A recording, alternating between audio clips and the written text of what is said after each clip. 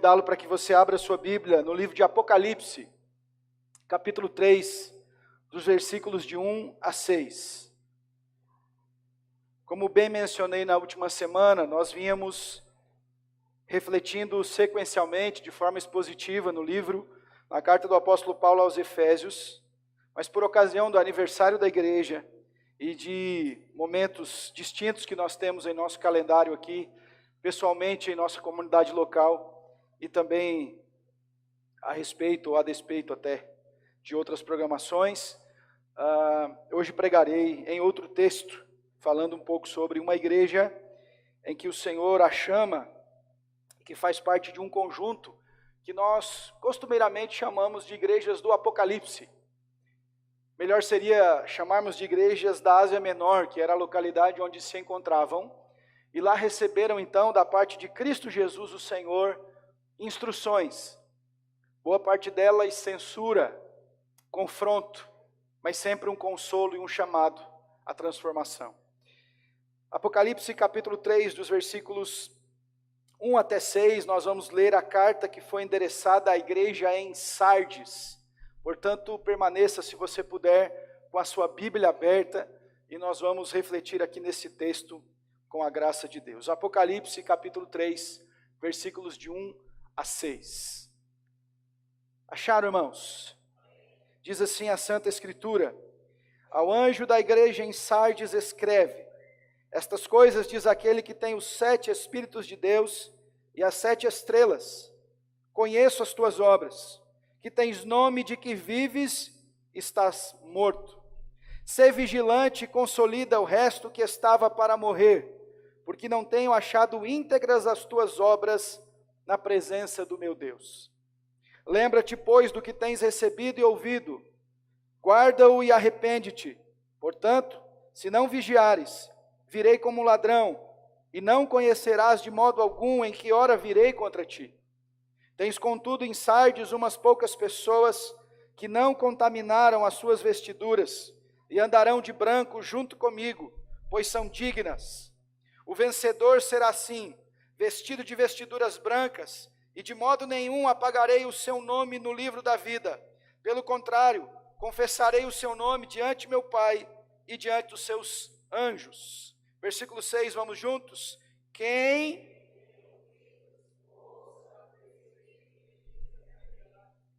Oremos mais uma vez. Pai Santo, é a tua palavra bendita, verdade eterna a nós. Muito celebramos o teu nome nessa noite, muito te agradecemos, Senhor. E se há um grande motivo de louvá-lo, é porque o Senhor tem nos dado a conhecer da tua palavra. Essa igreja tem pregado a tua palavra, tem a estudado, e livremente temos anunciado o Evangelho do Senhor. Obrigado por esse privilégio. Bom Deus, ajude-nos uma vez mais a que compreendamos o que tens a nos comunicar. Apesar de mim, apesar de nossa nulidade humana quanto a entender verdades espirituais, suplicamos que teu Espírito traga luz sobre nós, e cada coração que aqui está seja instruído. No bom nome do Senhor aqui oramos. Amém. Nós estamos em festa, isso já foi dito inúmeras vezes hoje, e é bem verdade. E ao término do culto teremos uma recepção, com enfeites, balões, com bolo, com parabéns. Tudo isso é muito bom. Mas existe algo que a festa pode nos tirar percepção. A festa enfeita, mexe, traz um tipo de maquiagem, acaba suprimindo algumas verdades que deveriam estar muito nítidas e latentes diante de nós. Quando nós geralmente nos arrumamos para uma festa, nós colocamos uma roupa diferente, nós mexemos no penteado, a gente se prepara e vem de modo distinto. É um dia de festa. Se você encontra alguém bem vestido num dia comum, você chega a perguntar: onde vai ser o casamento, para onde você vai? Porque é comum que a gente esteja diferente. Mas veja, a despeito do dia e ocasião, Jesus nos vê como somos. E nós estamos aqui num compilado de igrejas onde o Senhor está chamando-as a verdades. E nessa igreja, irmãos, existe uma palavra muito dura que brada sobre ela. Ela podia desfrutar de uma reputação, ter na sua cidade, nos arredores e na vizinhança, um bom nome. As pessoas conheciam, sabiam o local de culto, entendiam onde se encontrava aquela igreja. Para as pessoas era uma igreja ativa, talvez uma igreja com muitas programações e festas, com coral, com canções, com ministérios. Mas Jesus olha para aquela igreja e dá-lhe uma sentença profunda, dolorida, mas salutar e oportuna. Tens nome que vive, mas estás morta. Por isso, irmãos, desejo refletir com vocês nessa noite acerca da importância de sermos lembrados com urgência por Deus, que as aparências enganam, mas Deus tudo vê. Nós precisamos ter sim uma estética santa que comunica. Nós precisamos ter cara de igreja, mas as aparências somente não bastam. Queira Deus que essa igreja erigida por sua graça por 38 anos alcance outros tantos mais até a bendita volta do Redentor. Mas nestes anos adiante, ela se mantenha uma igreja que tem nome de que está viva, mas que genuinamente permanece viva para a glória de Deus. O rótulo, a embalagem pode nos enganar. Muitas vezes nós vemos um embrulho com o selo gospel, mas Deus está dizendo: isso não é meu e não me pertence. E aqui também nós entendemos que aquele que é dono da igreja é que está falando com ela. O diagnóstico é muito preciso, porque é aquele que tudo vê e conhece. É claro que os irmãos bem sabem que Apocalipse é um livro de muita figura de linguagem, de muitas comparações, figuras que nós por vezes nem entendemos.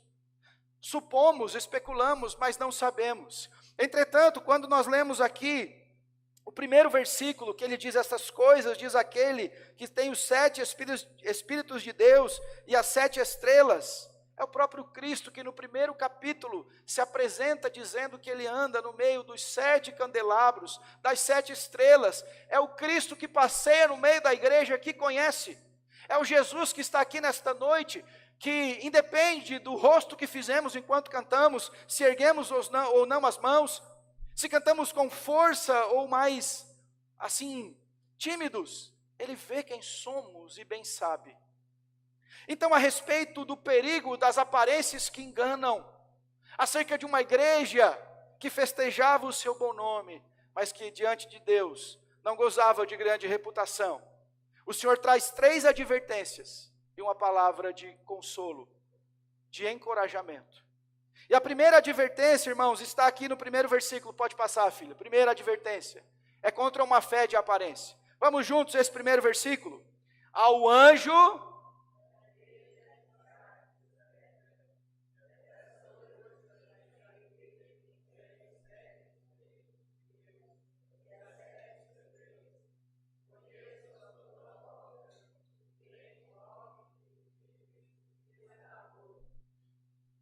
Isto é uma das frases mais tristes que uma igreja pode ouvir. Porque ela não está ouvindo do mundo. Não são pessoas que de forma limitada estão julgando aquela igreja. Não é um membro descontente que saiu para lá e está falando mal. Não é aquela hostilidade que nós estamos habituados a receber de pessoas que são anti-Deus. Mas é do próprio Cristo. Ele está dizendo para aquela igreja que ele conhece as obras daquela igreja. Deixe-me lembrar, irmãos, o diagnóstico mais preciso que possamos de qualquer forma receber vem de Jesus. Nós temos uma grande deficiência, uma dificuldade em fazer um autodiagnóstico do nosso coração. Por isso que a Escritura diz que o coração é mais enganoso do que todas as coisas e desesperadamente corrupto. Você não tem compreensão da profundidade dos seus pecados até o Espírito Santo lançar luz sobre você. Você acha que a sua palavra maldizente não é tão forte quanto aquele que falou de você. Você acha que a sua postura de frieza não é tão fria assim quanto aquele irmão que foi frio certa vez com você. Nós sempre atenuamos os nossos pecados e agravamos os de outrem. Mas agora Jesus está dizendo: eu conheço as tuas obras. Meu irmão e minha irmã, Jesus conhece a nossa igreja. Jesus conhece a igreja, talvez de você que está aqui nos visitando nessa noite. Mas Jesus também conhece pessoalmente a vida de cada um de nós. Existe uma crise que nós estamos experimentando no evangelicalismo brasileiro, no cristianismo deste nosso tempo, de crentes nominais. Eles vêm à igreja no domingo à noite, mas quando saem do culto, vivem uma vida em prática como ateus, como se Deus não existisse. Jesus conhece as nossas obras. Ele sabe quem somos. Ele está nos vendo. Nós não impressionamos Deus, irmãos. Não é porque a gente fala um aleluia mais forte, não é porque a gente levanta a mão, não é porque nós fazemos carinhas de adoradores, aleluia. Deus não se impressiona. Deus não está impressionado com o nosso vocabulário, irmãos. E John Bunyan já dizia, na oração é melhor um coração sem palavras do que palavras sem coração. Conheço as tuas obras, é Jesus bradando e dizendo: eu tenho um raio-x sobre você. Eu vejo bem quem você é, eu estou te olhando profundamente. E deixe-me dizer que essa palavra tem dois pesos.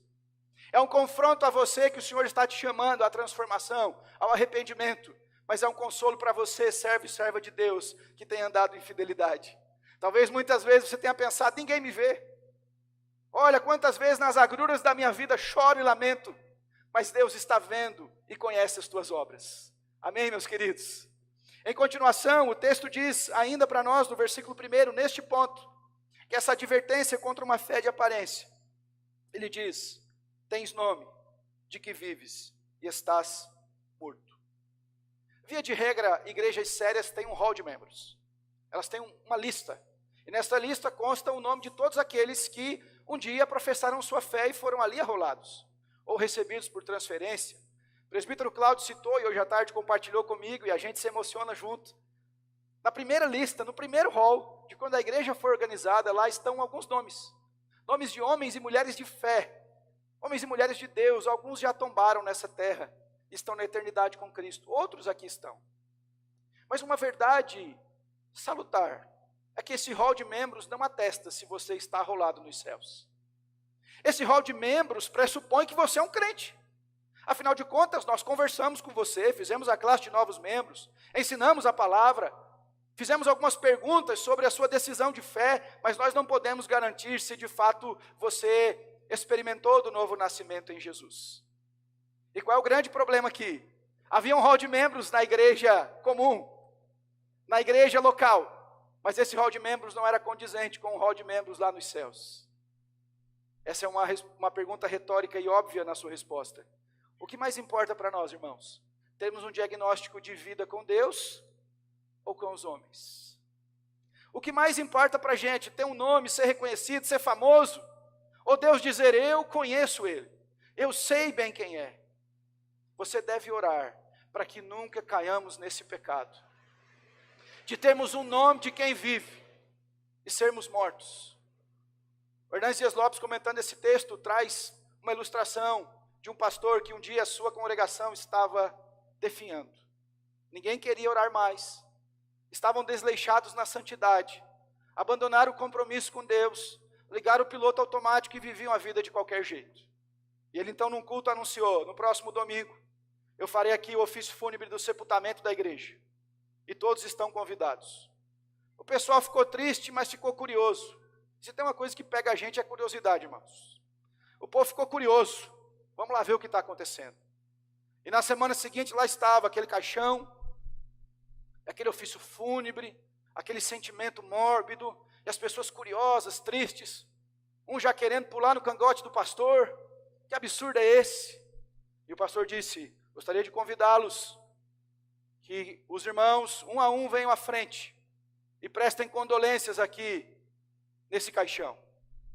E os irmãos começaram a se levantar e foram olhando um a um ao caixão. E na medida que eles olhavam, eles saíam em lágrimas e voltavam ao seu lugar. E quando aquilo acabou, os irmãos se olharam e se arrependeram diante de Deus, porque dentro daquele caixão o pastor colocara um espelho para mostrar que a vida espiritual daqueles crentes é que estava matando aquela igreja. Nome de que vive, mas estás morto.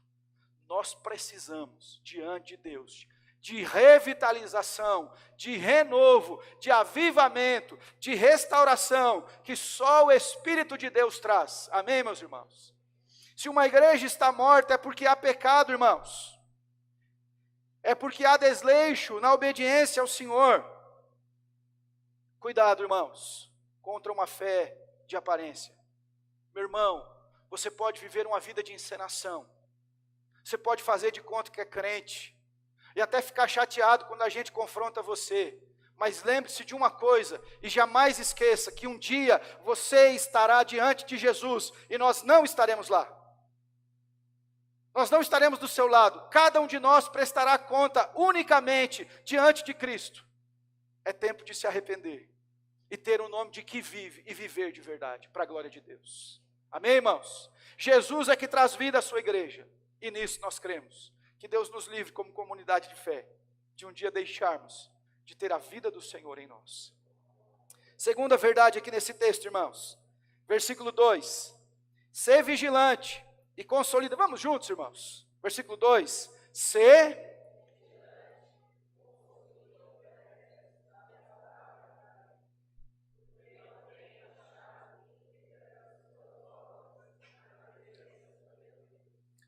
Em toda a igreja aqui do Apocalipse ou da Ásia Menor que Jesus trata com elas, o Senhor sempre usa analogias da própria cidade.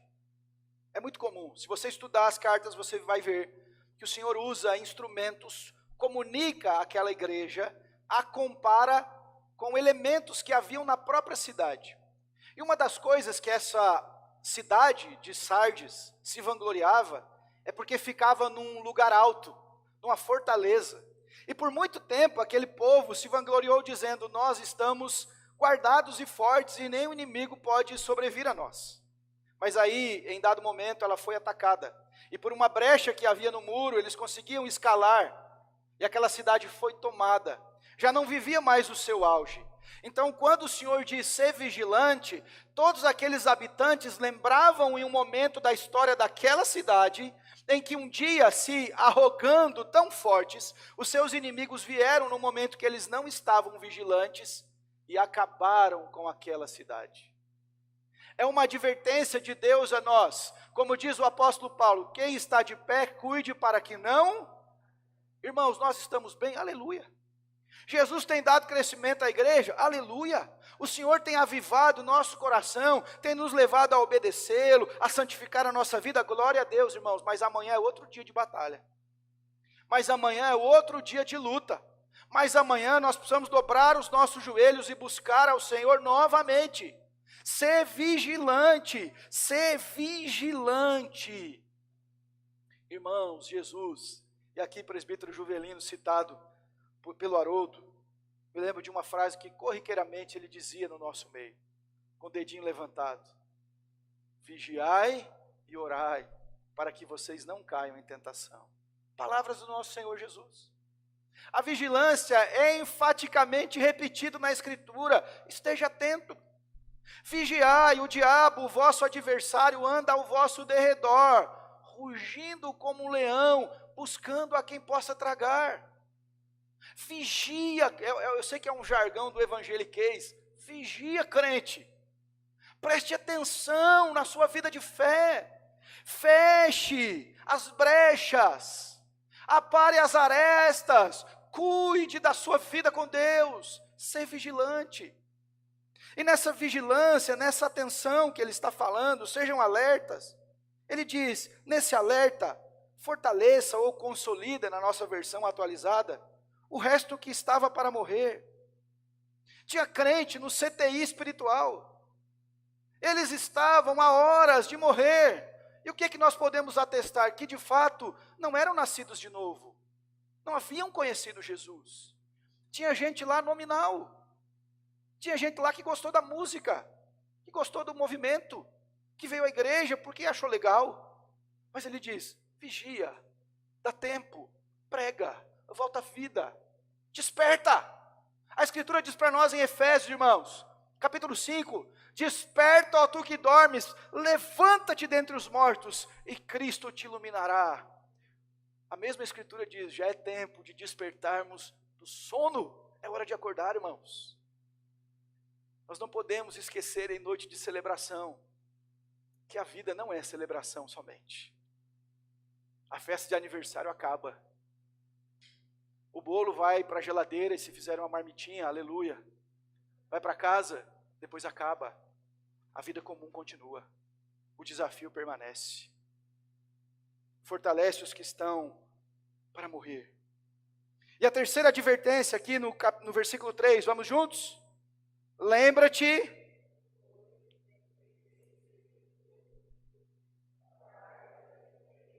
Até aí. Lembra-te. A terceira advertência àquela igreja é lembrar daquilo que ela recebeu. Lembra daquilo que você recebeu e ouviu. Irmãos, nós precisamos valorizar o que nós temos recebido e ouvido. Já fez um cálculo nos seus anos de igreja? Quantos sermões você ouviu? Quantos estudos bíblicos, quantas pregações, quantos devocionais você ouviu? Quantas vezes Deus nos exortou, edificou, consolou, confrontou e sempre nos instruiu? De tudo isso que você tem ouvido, o quanto você tem guardado?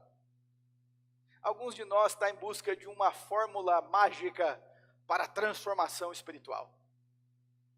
E quando você está sensível a isso, cuidado, que você virou presa fácil de falso mestre. Porque os falsos estão sempre contando um segredo para o pessoal que ninguém descobriu.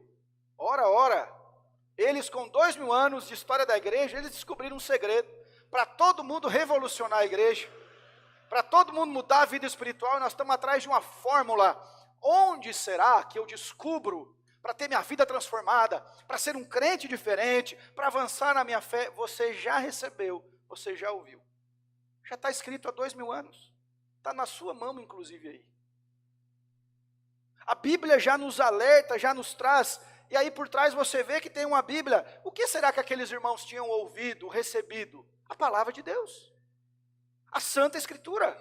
A instrução do Eterno estava na mão daquela igreja, e uma advertência é: se lembre do que você recebeu de Deus. Não se esqueça, quando soprar um vento de modismo para tentar arrebanhar alguns, lembra do que você ouviu, do que você recebeu. Quando a fraqueza espiritual bater à nossa porta, onde nós encontramos forças, irmãos? Do Senhor, na sua palavra. É Ele quem dá força ao cansado, quem revigora aquele que não tem nenhum vigor. Isaías 40, é isso que Deus diz. Então é na palavra dele que nós vamos buscar, e não nenhuma fórmula nova, nenhum modismo, nenhuma heresia forjada aí no nosso tempo para oferecer algum tipo de vitalidade. Nós precisamos voltar para Deus.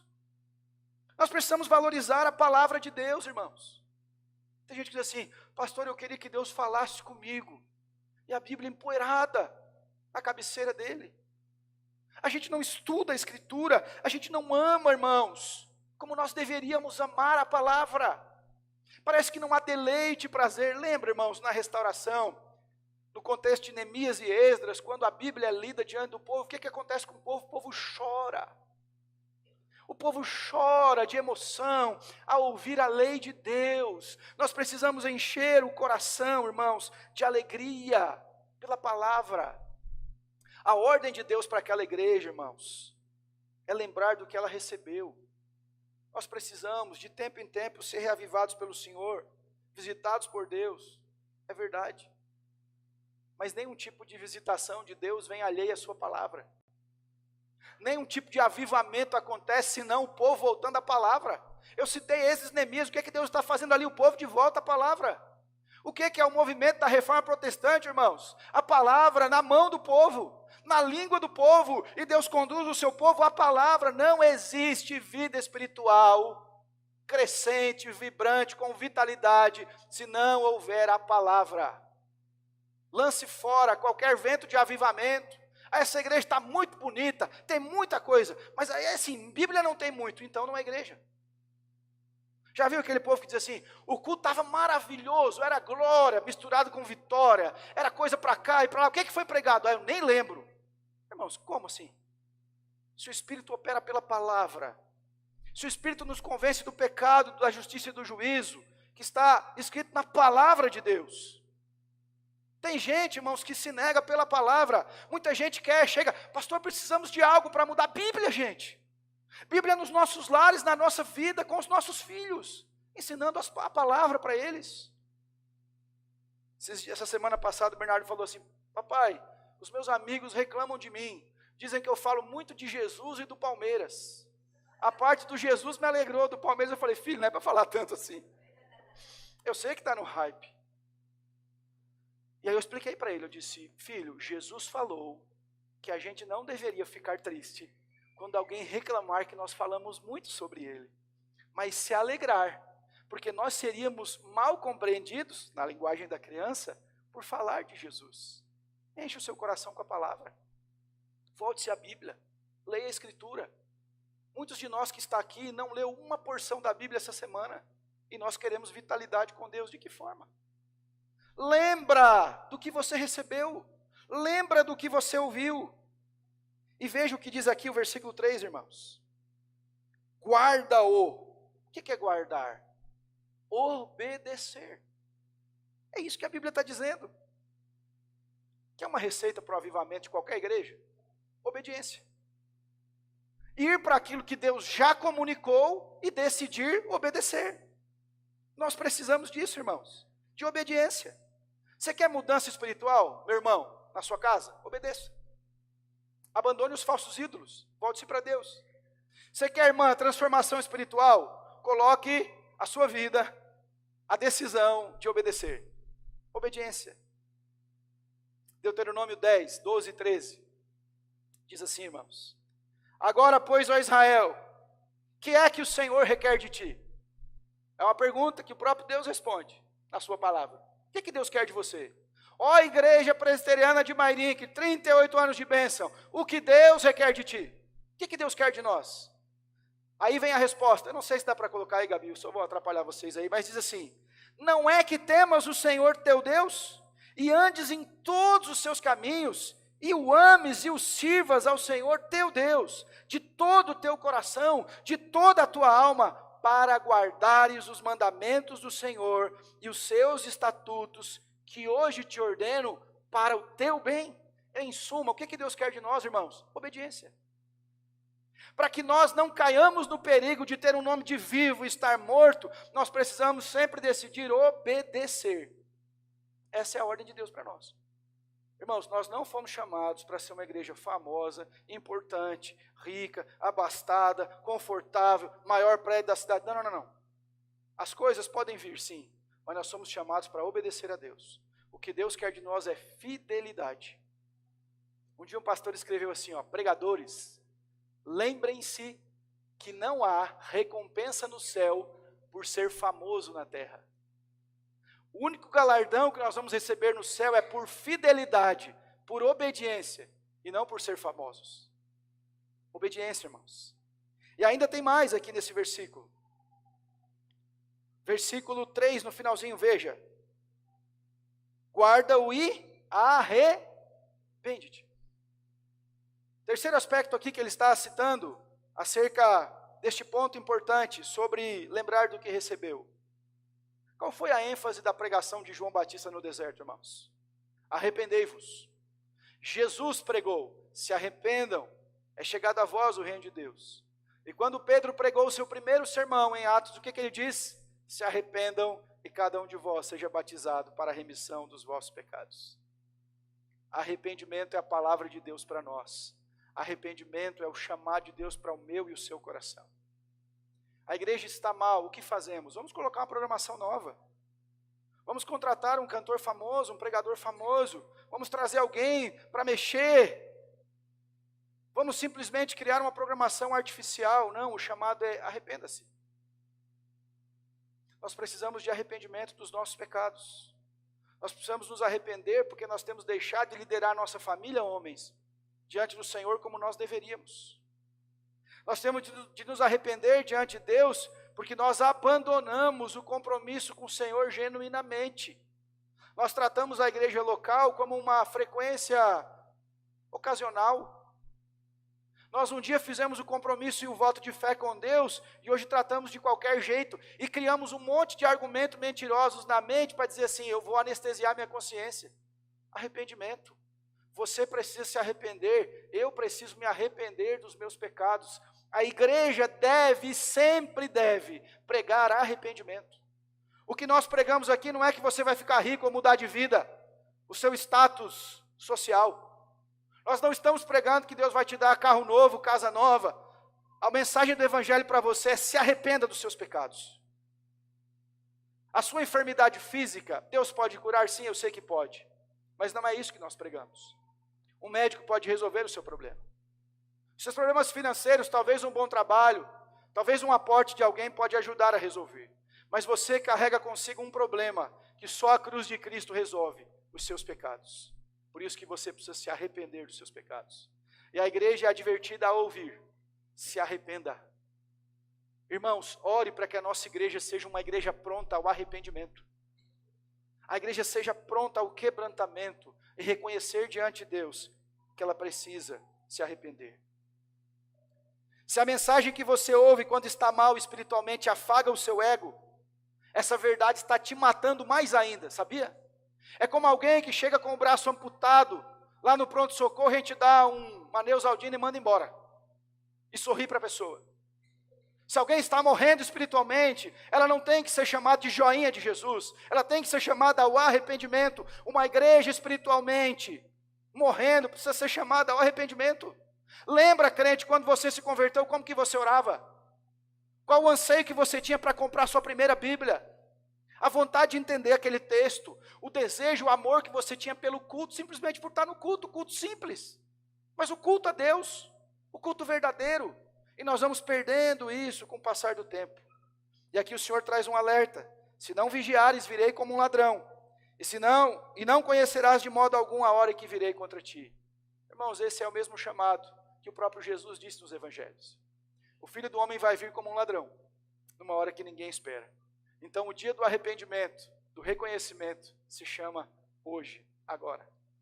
Talvez você presunçosamente pense assim: pois bem, lá na frente eu me resolvo com Deus. Eu tenho mais uma jornada ainda, agora não é hora. Quem garante a sua existência nos próximos 10 minutos? Deus está nos chamando ao arrependimento no dia que se chama hoje. Confesse Jesus. Reconheça diante dele que você é um pecador, que precisa da graça de Cristo, e ele te concederá misericórdia e perdão nele. Amém? Irmãos, e aqui há um consolo. Versículos 4 e 5. Esse é o nosso último ponto. Pode passar, filha, por favor. Uma palavra de encorajamento. No meio daquela igreja haviam remanescentes. Veja lá, versículo 4.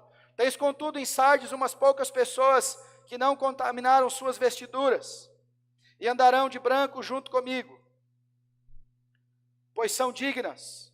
O vencedor será assim, vestido de vestiduras brancas, e de modo nenhum apagarei o seu nome do livro da vida.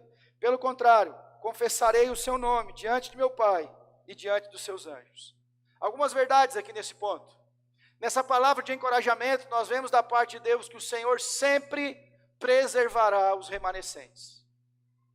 A igreja de Jesus, eu tenho e você deve ter absoluta certeza que ela não ruirá, porque quem a estabeleceu disse que ela vai prevalecer. E que as portas do inferno não prevalecerão contra ela. Então a igreja estará de pé até a volta do Redentor, porque Ele fundou a igreja. Nós cremos nisso.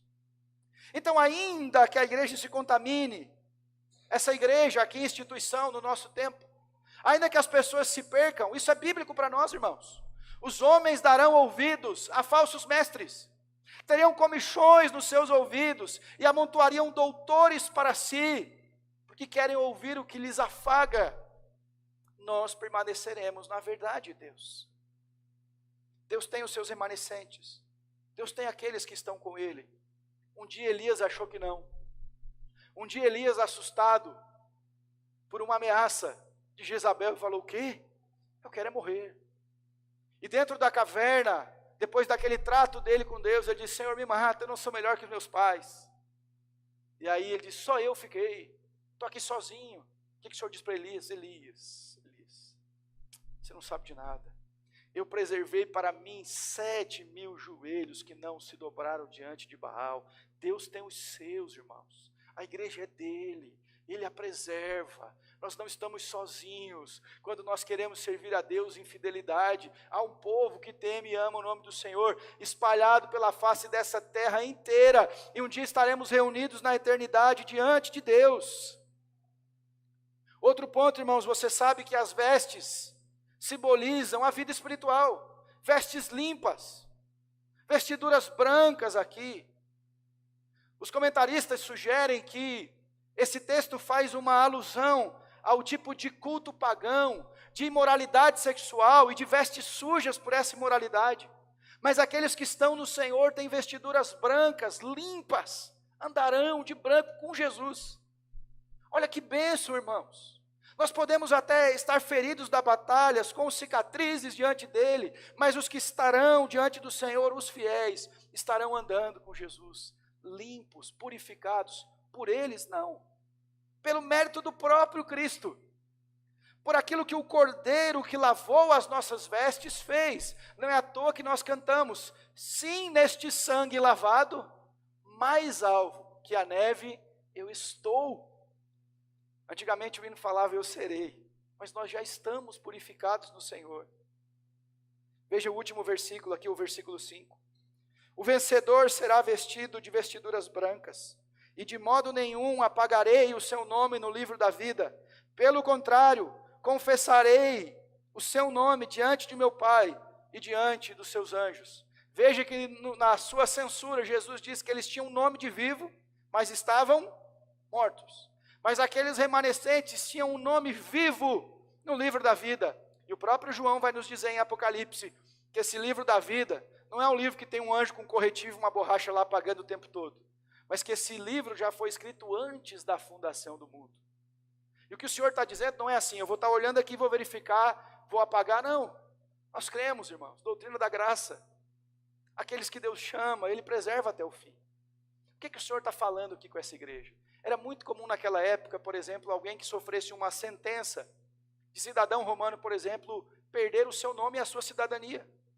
Pessoas que perdiam a sua liberdade e eram tirados de rolos importantes da cidade. O que o Senhor está dizendo? Você pode até perder o seu nome lá fora, mas se você estiver em mim, o seu nome é garantido para todo sempre. E Jesus diz a mesma coisa que também fala nos evangelhos. Aquele que me negar diante dos homens, eu também o negarei diante do meu Pai.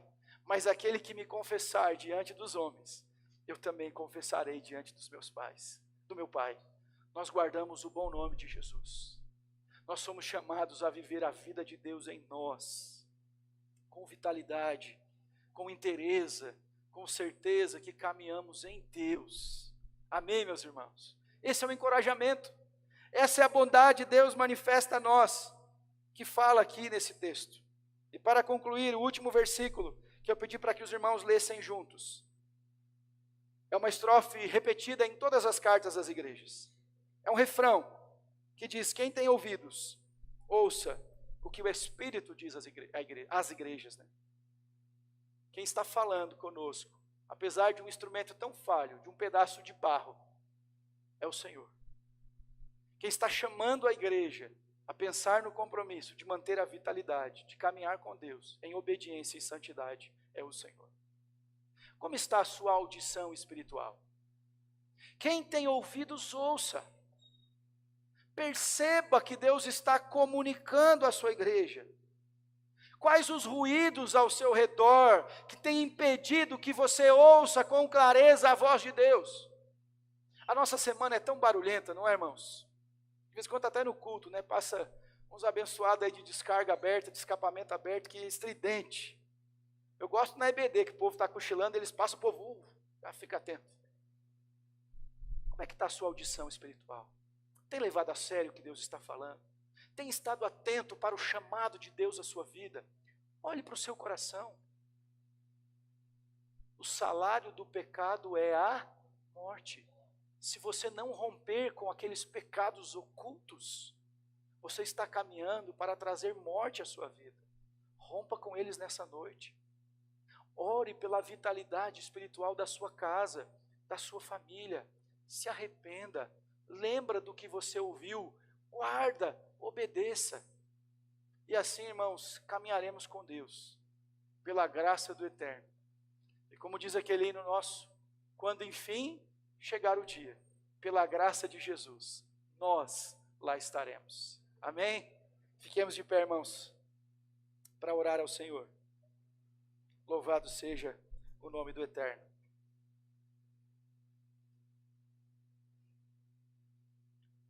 Pai Santo, nós queremos agradecê-lo por tantas bênçãos hoje aqui listadas. Mas diante do clima festivo, alegre, jubiloso, o Senhor nos chama a lembrar que nós precisamos avançar vigilantes, tementes, sem negociarmos a verdade do Evangelho a nós entregue. Deus nos livra, individualmente a cada um de nós, em comunidade, no coletivo, como igreja, de um dia recebermos essa sentença dura: tens nome de que vive, mas estás morto. E se há, Senhor, mortos espiritualmente, a Tua palavra diz que o Teu Espírito é que dá vida, então nós confiamos em Ti para trazer-nos a vida, ou trazer a vida àquele que está morto espiritualmente. Aviva a nossa obra, ou a Tua obra em nós. Aviva esta obra, Senhor. Leva-nos à obediência ao Teu bendito nome. Nos ensina a guardar tudo o que nós temos ouvido. Dispõe o nosso coração pronto a se arrepender. Quanta dureza, Deus.